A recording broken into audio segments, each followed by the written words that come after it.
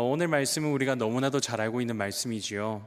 창세기에서 가장 아름답게 빛이 나는 한 예배의 장면을 보여주고 있습니다.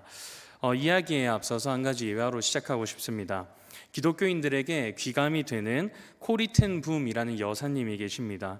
이분은 자신의 책에서 자기가 경험했었던 한편의 충격적인 일화를 소개하고 있습니다. 당시에는 세계 2차 대전으로 전 유럽이 고통받고 있었던 때였습니다. 여느 때와 같이 주일에 코리 텐 붐은 가족들과 함께 교회로 도착을 했습니다. 곧 이어서 예배가 시작이 되는 그때 교회 문을 박차고 소련군 2명이 예배당으로 들이닥쳤습니다. 그리고 사람들을 향해서 기관 단총을 겨누어서 소리를 지르기 시작했습니다. 지금부터 3분의 시간을 줄 테니 3분 동안 밖으로 나가는 사람은 살려주겠다. 하지만 나가지 않는 사람은 이 총으로 생명을 마감시키겠다라고 위협을 하기 시작을 했습니다. 그러자 교회 안에 있었던 성도들은 웅성거리기 시작을 했죠. 그러다가 이제 주변 사람들의 눈치를 살펴보니 왠지 예배당 밖으로 나가면 신앙을 배신하는 것 같고 자리를 지키자니 목숨을 잃을 것 같은 절체절명의 위기에 놓였다는 것을 서로가 눈치로 알 수 있었던 것입니다. 군인들은 시계를 보면서 이렇게 이야기를 했습니다. 50초 남았다. 무엇인가 결단한 듯이 나지막히 했던 말이었습니다. 그러자 예배당에 앉아있던 사람들 중에서 절반이 자리에 일어나 교회 밖으로 뛰쳐나가기 시작을 했습니다. 자리에 남아있는 사람들은 눈을 감고 자신의 마지막을 하나님께 온전히 맡긴 듯 차분하고 단정한 자세로 기도하기 시작을 했다고 합니다. 두 군인은 문을 잠그고 남은 사람의 수를 세었습니다. 그리고 모두가 긴장한 그때 뒤에서 쿠당탕 하는 소리가 나며 서글피 우는 소리가 함께 들렸습니다. 그것은 군인 2사람이 총을 바닥에 던져버리고 펑펑 울기 시작했던 것이었습니다. 그리고 그들이 이렇게 말했습니다. 사랑하는 형제들이여, 사실 우리는 크리스천입니다. 이런 짓을 해서 정말 죄송합니다. 우리는 너무나 하나님께 예배를 드리고 싶었습니다. 하지만 여러분들처럼 목숨을 걸고 예배하는 분들이 아니라면 우리가 위험했기 때문에 어쩔 수가 없었습니다. 우리를 용서해 주시고 함께 예배를 드릴 수 있도록 허락해 주시면 감사하겠습니다. 라고 이야기를 적어 놓았습니다. 코리 텐 붐은 그날의 예배를 회상하면서 이렇게 이야기합니다. 그날은 말할 수 없는 하나님의 은혜가 온 교회에 가득했습니다. 장엄한 찬송가와 정숙한 설교의 시간, 모두가 말하진 않았지만 생명을 드리는 예배가 이런 것이구나 하고 느끼는 순간이었습니다. 라고 이야기를 마무리 지었습니다.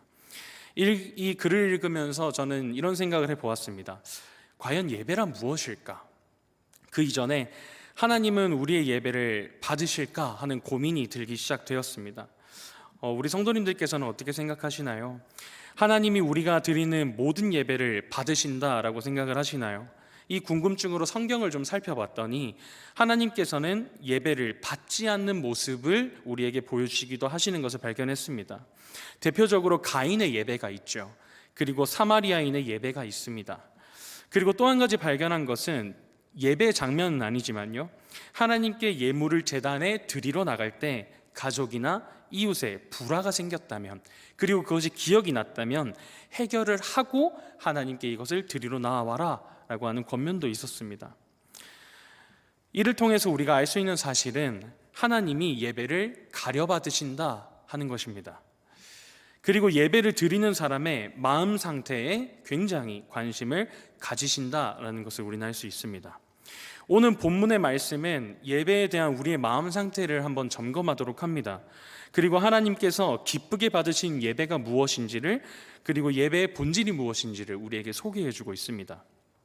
아브라함의 예배를 통해 우리 모습을 돌아보며 도전이 되는 시간이 되시길 예수님 이름으로 축복합니다. 본문의 시작은 하나님이 아브라함을 찾아오시는 장면으로 시작합니다. 하나님께서 아브라함을 찾아오신 것은 분명한 목적이 있었습니다. 그것이 무엇이냐면 아브라함을 시험하기 위함이었습니다. 여기서 시험하다라고 하는 이 단어는요, 낫사라고 하는 단어입니다. 그런데 이 낫사는 시험하다라는 뜻과 함께 증명하다라는 뜻도 함께 가지고 있습니다. 따라서 하나님께서는 아브라함이 시험을 잘 완수하여서 하나님이 원하시는 결과를 증명해내기를 바라신 마음으로 임무를 맡기시기 시작한 겁니다. 그렇다면 아브라함이 맡은 이 임무는 무엇일까요? 우리 함께 2절을 읽도록 하겠습니다. 2절입니다. 여호와께서 이르시되 내 아들 내 사랑하는 독자 이삭을 데리고 모리아 땅으로 가서 내가 내게 일러준 한 산 거기서 그를 번제로 드리라. 아멘. 우리가 살펴볼 수 있는 예배에 관한 첫 번째는 바로 예배는 받으시는 분이 기준이 되어야 한다라는 것입니다. 이삭을 번제로 바치는 임무를 아브라함은 받게 되었습니다. 하지만 한 가지 임무가 더 있음을 말씀을 통해 우리는 살펴볼 수 있습니다. 그것이 무엇이냐면 하나님께서는 아들 이삭을 바치라는 충격적인 명령에 우리가 다른 것을 생각하지 못할 수도 있겠지만 한 가지 더, 그것은 모리아 땅으로 가서 내가 너에게 일러준 한 산으로 가라라고 하신 명령이었습니다. 하나님께서는 성경에서는 이것이 정확히 어느 곳인지 이야기해 주지는 않습니다. 하지만 아브라함이 거주했었던 브엘세바에서 3일을 이동해야 겨우겨우 도착할 수 있는 곳이라고 성경은 이야기를 합니다. 따라서 이 숨겨진 한 가지 임무는 바로 하나님의 말씀에 순종하여 가라라고 하는 것을 받아들여야 한다는 것입니다. 이 장면은 창세기 12장 1절의 말씀을 떠올리게 합니다. 12장 1절에 이렇게 기록되어 있습니다. 여호와께서 아브라함에게 이르시되 너는 너의 고향과 친척과 아버지의 집을 떠나 내가 내게 보여줄 땅으로 가라. 12장 1절은 아브라함이 신앙의 여정을 떠나는 발걸음의 시작이었습니다. 하나님께서 그에게 요구하신 것은 순종이었죠. 마찬가지로 본문은 아브라함이 지금까지 걸어온 신앙의 여정을 증명하기 위해 다시금 길을 떠나는 장면으로 시작합니다. 여기서도 하나님께서 아브라함에게 요구하시는 것은 바로 순종이었던 것입니다. 우리는 이것을 통해 예배의 본질이 무엇인지 한 걸음 다가갈 수가 있겠습니다. 예배는 바로 드리는 사람이 주체가 되지 않는다는 것입니다. 예배를 받으시는 분이 원하시는 그리고 정하신 뜻대로 드려야만 이것이 바른 예배다라고 할 수가 있겠습니다. 하나님은 아브라함의 번제를 받으시기 위해서 장소를 정하시고 제물을 직접 선택하셨습니다. 이것을 통해서 우리에게 예배의 본질이 무엇인지를 분명하게 알려주시죠. 요즘 같은 사회에서는 다양한 예배의 모델들이 있습니다. 때로는 초신자들에게 맞춘 예배의 모델, 그리고 때로는 신앙이 연소한 자들에게 맞춰진 모델, 혹은 우리 승동교회와 같이 전통적인 교회에 맞는 모델 등 다양한 예배의 모습들이 존재하고 있습니다. 그래서 이것이 가타부타 참 말들이 많은데요. 하지만 우리가 이런 다양하고 많은 말들 속에서 놓치지 말아야 할 것은 우리가 어떻게 예배 드리느냐가 아니라 진정 하나님이 받으시는 예배를 우리가 드리고 있느냐 하는 것을 우리는 점검해 보아야 한다는 것이지요. 그렇기 때문에 예배는 우리가 원하는 대로 하나님께 드리는 것이 아닌 하나님이 원하시는 것을 기쁘게 드리는 것, 이것이 바로 예배라는 것입니다. 웨스트민스터 예배 모범에서 공적 예배를 규정한 이유가 바로 여기 있습니다. 예배는 우리 마음대로 드리는 것이 아니라 받으시는 하나님이 원하시는 뜻대로 드리는 것이어야 하기 때문입니다. 그리고 우리가 예배에 대해서 두 번째로 살펴볼 수 있는 것은 예배는 하나님의 뜻에 순종하고 약속의 말씀을 다시금 기억하는 시간이라는 것입니다. 다음 장면은 아브라함이 하나님의 말씀에 순종하여 짐을 챙기는 모습으로 이어집니다. 아브라함은 짐을 옮길 나귀와 번제에 쓸 나무를 챙겨서 두 종과 아들과 함께 길을 떠나게 됩니다. 이렇게 3일을 걸어서 하나님께서 말씀하신 산에 드디어 도착하게 됩니다. 그리고 아브라함은 나귀와 종들에게는 산 아래에서 기다리라 라고 이야기를 하고, 이 대목에서 아브라함의 굉장히 인상적인 한마디가 우리에게 다가오게 됩니다. 창세기 22장 5절입니다. 22장 5절 말씀을 우리 다 함께 읽도록 하겠습니다. 이에 아브라함이 종들에게 이르되 너희는 나귀와 함께 여기서 기다리라. 내가 아이와 함께 저기 가서 예배하고 우리가 너희에게로 돌아오리라 하고. 아멘. 아브라함은 종들에게 이삭과 함께 가서 하나님께 예배를 드리고 오겠다라고 이야기를 합니다. 아브라함은 지금 작금의 사태의 본질을 명확하게 파악하고 있습니다. 어찌 보면 하나님께서 아브라함에게 주신 이 명령은 아브라함에겐 굉장히 가혹한 명령이었을 것입니다. 하지만 지금 아브라함의 이야기를 살펴본다면, 아브라함이 종들에게 한 이야기를 살펴본다면 이 사태가 어떤 상황인지 명확히 아브라함이 진단했음을 알 수 있습니다. 아브라함은 하나님의 명령과 지금부터 일어날 모든 일들이 바로 하나님을 예배하는 일이라는 것을 분명히 알고 있었습니다. 여기서 사용되는 예배의 단어는 히브리어로 하바흐라고 하는 단어입니다. 이 단어는 예배하다라고 사용이 되지만 사실 기본적인 의미는 굽히다, 절하다, 그리고 엎드리다라고 하는 단어의 뜻을 가지고 있습니다. 이 단어는 행동을 묘사를 하고 있는데 이것은 왕 앞에서 신하가 뜻을 받드는 모습을 연상하게 하는 단어입니다. 사극이나 영화, 드라마들을 보면은 이 장면들을 우리가 익숙하게 기억해낼 수 있겠습니다. 왕이 신하를 불러서 명령을 할 때 신하는 왕 앞에 엎드려서 그 명령을 받죠. 마치 이 단어가 이 의미를 고스란히 담고 있는 것입니다. 지금 아브라함은 하나님께 예배를 드리러 다녀오겠다라고 하는 이 말 속에서 하나님 앞에 복종하고 엎드리고 있는 자신의 처지를, 자기 이해를 분명히 밝히고 있는 것입니다. 따라서 이 하바흐는 복종과 경외를 근거로 하여서 아브라함의 마음을 대변해주고 있는 것입니다. 구약 성경에서는 이 예배라고 하는 단어가 샤하 혹은 아바흐라고 하는 두 단어가 일반적으로 사용이 됩니다. 그런데 아브라함이 지금 하바흐 이 단어를 굳이 사용하는 이유가 무엇일까요?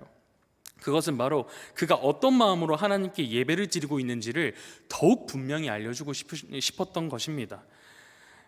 아브라함이 어떤 마음으로 지금 예배에 나아가고 있을까요? 그것은 바로 창조자에 대한 절대적 순종의 마음입니다. 자신의 바램과 달라도 하나님께서 명령하셨으니 기꺼이 엎드리겠다라고 하는 믿음의 순종이었던 것이지요. 또한 아브라함은 우리가 너희에게로 돌아오리라 라고 하는 의미심장한 한마디를 남깁니다.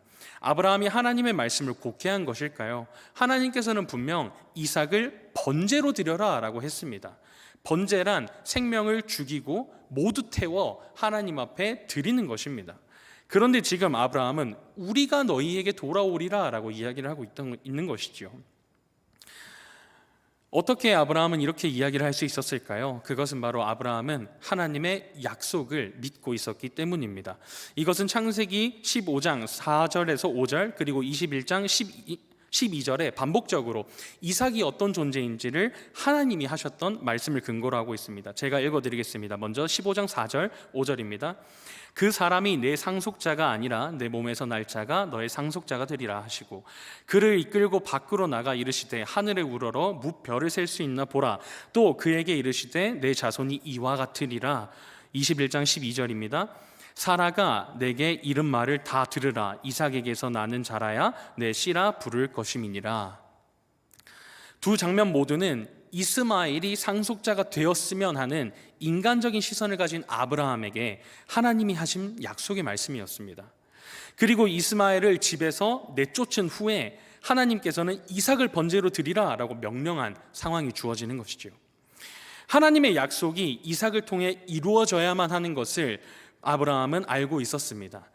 끝내 마음에서 포기할 수 없었던 이스마엘을 집에서 내어 쫓을 만큼 아브라함은 이해되지 않는 상황에 하나님의 뜻이 무엇인지 수많이 고민을 했습니다.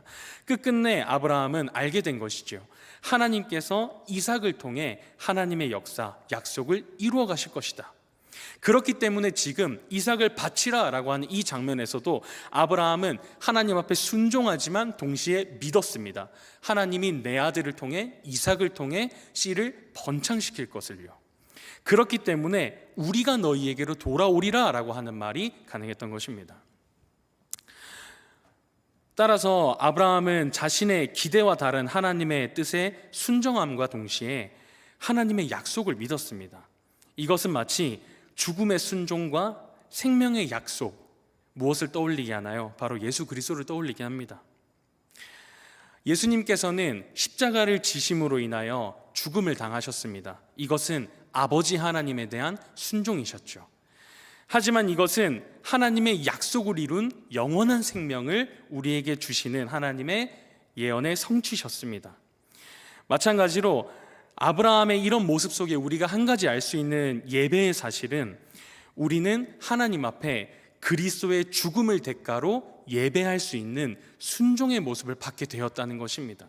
그리고 또한 하나님의 약속을 근거로 우리가 생명을 얻은 시간을 재발견하는 것이 바로 예배의 시간이라는 것입니다.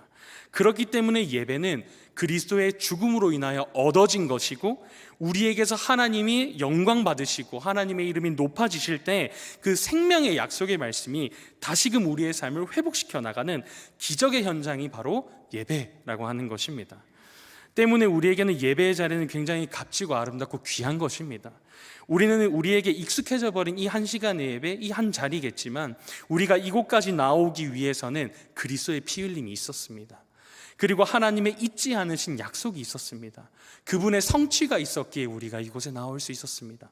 그렇게 우리는 하나님의 약속을 다시 한번 깨달으며 이곳에서 하나님 주신 은혜를 마음껏 누리고 마실 수 있는 것이지요. 그리고 우리가 세 번째로 예배의 본질을 알 수 있습니다. 그것이 무엇이냐면, 소중한 것을 드려 하나님이 가장 귀한 분임을 고백하는 것이 바로 예배입니다. 아브라함과 이삭은 산을 오르기 시작합니다. 이삭이 아브라함에게 이렇게 질문합니다. 아버지, 불과 나무도 있는데 번제할 어린 양은 어디 있습니까? 라고 질문하자 아브라함은 이렇게 대답합니다. 번제할 어린 양은 하나님이 자기를 위해 친히 준비하신다 라고 이야기를 했습니다. 사실 이 대목을 읽으면서 어떤 마음일지 사실 이해는 잘 되지 않았습니다. 하지만 아브라함의 이 대답이 아버지로서 참 얼마나 마음 아픈 대답이었는지 새삼 느끼게 되더라고요. 그리고 이야기를 계속 진행하겠습니다. 얼마나 올라갔는지 모르겠습니다. 하지만 하나님께서 원하신 장소에 도착을 하고 아브라함은 나무를 벌려놓기 시작합니다. 그리고 조용히 그의 아들 이삭의 손과 발을 묶기 시작합니다. 그리고 나무 제단 위에 이삭을 누이죠. 이삭은 직감했을 겁니다. 하나님이 준비한 번제물이 자신이라는 것을요. 참 신비로운 것은 이삭이 어떠한 저항도 하지 않고 있다는 것입니다. 순순히 모든 상황을 받아들이고 있는 것처럼 보입니다. 이윽고 아브라함은 칼을 손에 쥐고 아들을 향해 내려치기 시작합니다. 그때 하늘에서 아브라함아 아브라함아 하고 급하게 2번이나 하나님의 음성이 들립니다.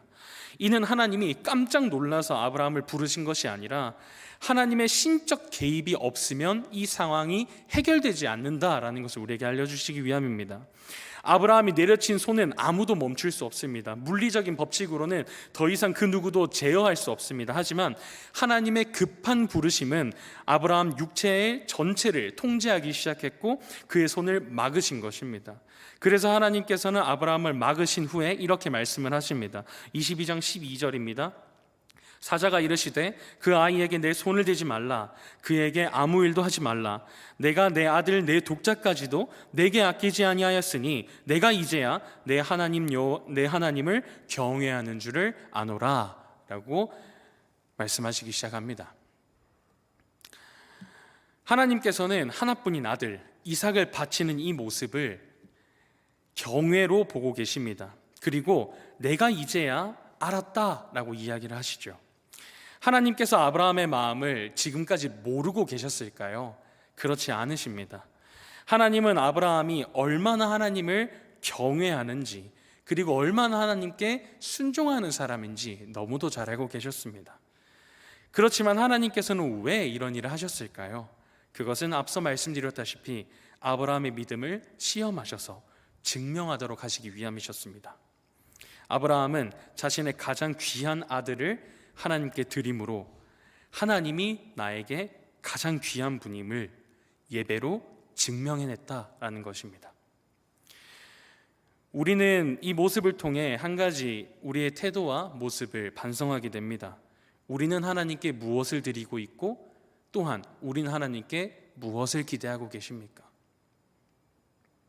우리가 하나님 앞에 무엇 하나 소중한 것을 내어놓은 일이 없는데 하나님께서 우리에게 소중한 것을 더해 주셔야만 하는 것은 아닌지, 그런 악한 마음과 교만한 마음이 우리에게 있었는지 않았는지 이 예배의 자리로 우리는 한 번 더 점검해 보아야 할 것입니다. 하나님께서는 아브라함의 예배를 기쁘게 받으셨습니다. 아브라함의 하나님을 향한 신뢰와 믿음이 열매로서 드디어 증명된 시간이었기 때문입니다.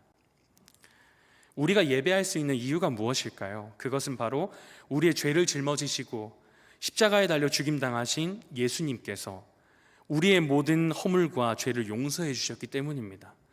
예수님의 죽으심으로 아버지 하나님을 향한 신뢰와 믿음이 우리에게 주어지기 시작합니다. 자신의 죽음을 통해서 하나님이 영광 받으시는 결과가 있음을 예수님께서는 아셨기에 그 십자가를 묵묵히 담당하실 수가 있으셨던 것입니다. 그렇게 우리는 예배할 수 있게 되었습니다. 근데 우리가 이 말씀을 통해 한 가지 더 발견할 수 있는 사실이 있습니다. 아브라함의 예배 속에 숨겨진 하나의 예배가 더 있는데 그것은 바로 이삭의 예배입니다. 이삭의 모습 속에서 우리는 시간을 거슬러 나타나실 예수님을 발견하게 됩니다. 이삭은 자신이 죽을 곳인 나무를 짊어지고 산에 오릅니다. 이것은 마치 예수 그리스도께서 자신의 십자가를 지고 골고다를 오르신 모습과 일치를 합니다. 그리고 결박당하여 죽임당하는 그 순간까지 단 한 번에 반항을 하지 않습니다. 마치 이 또한 예수님께서 자신의 처지와 사명을 분명히 이해하고 깨달으셔서 군인들의 손에 잡히시고 매맞으시고 십자가에 못 박히심까지 당하시면서 어떠한 말도 하지 않으셨던 모습을 우리에게 연상하게 합니다. 또한 자신이 제물되어서 하나님께 드려지는 번제가 완성된다면 이것은 참 영광스러운 것이라는 이삭의 마음을 발견하게 됩니다. 이 또한 우리는 예수 그리스도께서 십자가로 말미암아 하나님께 온전한 영광이 되는 예배의 완성을 이루신 그리스도를 바라보게 됩니다.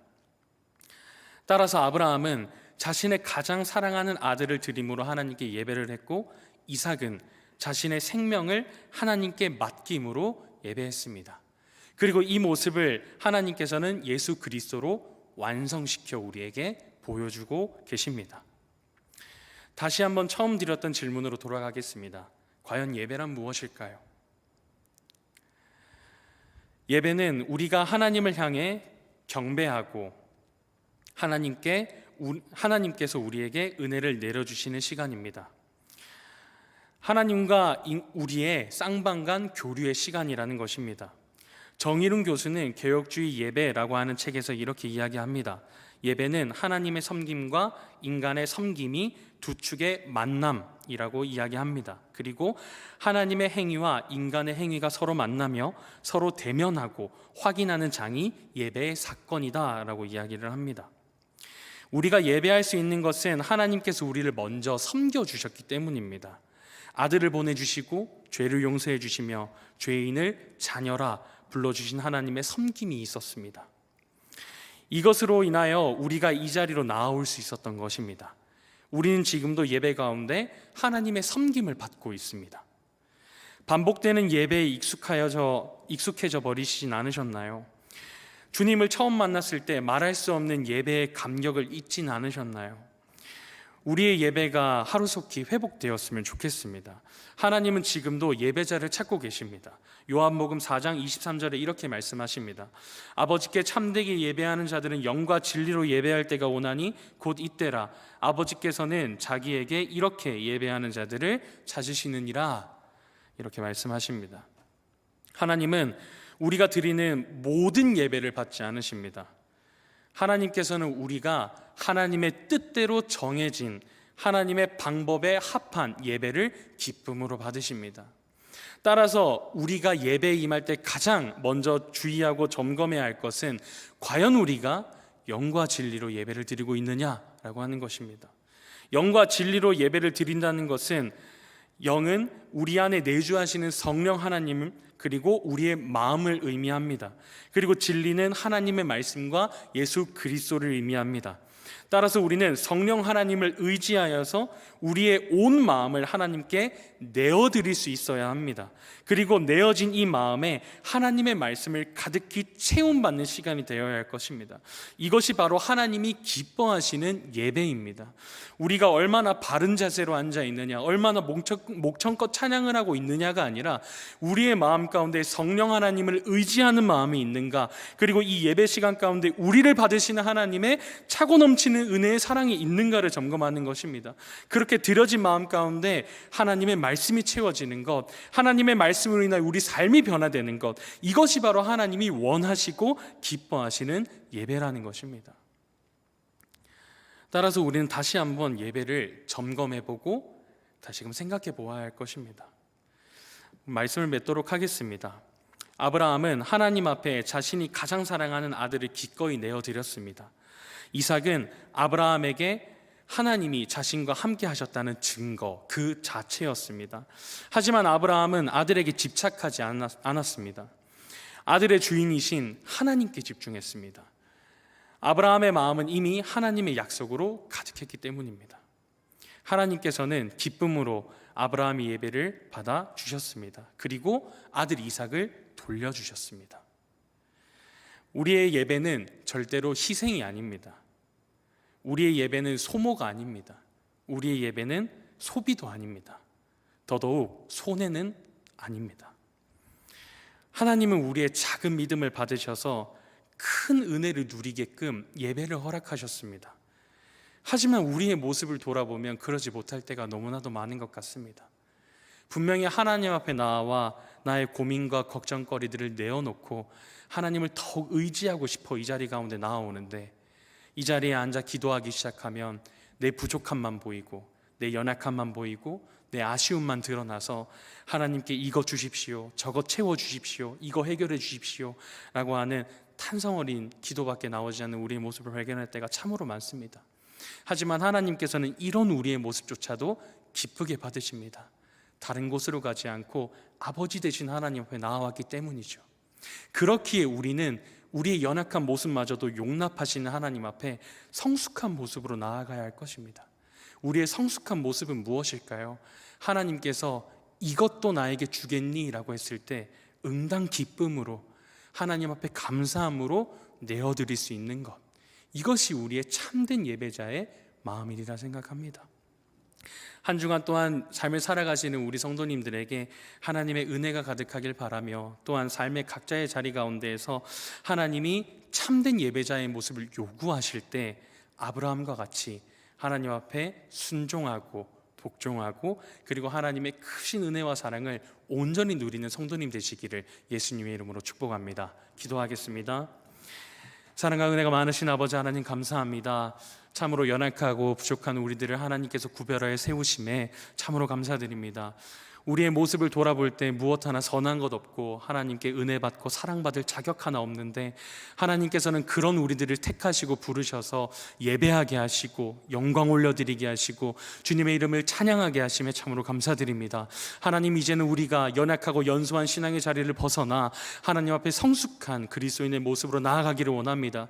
그러기에 우리의 마음이 더욱 그리스도 닮게 하여 주시고 우리의 삶의 예배가 더욱 하나님 기뻐하시는 예배되기 위하여 다른 할 수 있도록 우리의 마음에 굳은 결심과 확고한 믿음을 더하여 주시옵소서. 하나님, 세상 가운데 흔들리지 않도록 해주시고 세상의 유혹과 시험 가운데 능히 이겨내는 믿음 더하여 주시되 사람으로나 물질로나 어느 곳으로나 부족함 없이 채우시고 하나님의 은혜 안에서만 온전히 충만함을 누리는 우리 모든 성도님 될 수 있도록 하나님 은혜 베풀어 주시옵소서. 사랑이 많으신 예수 그리스도의 이름으로 감사드리며 기도합니다. 아멘.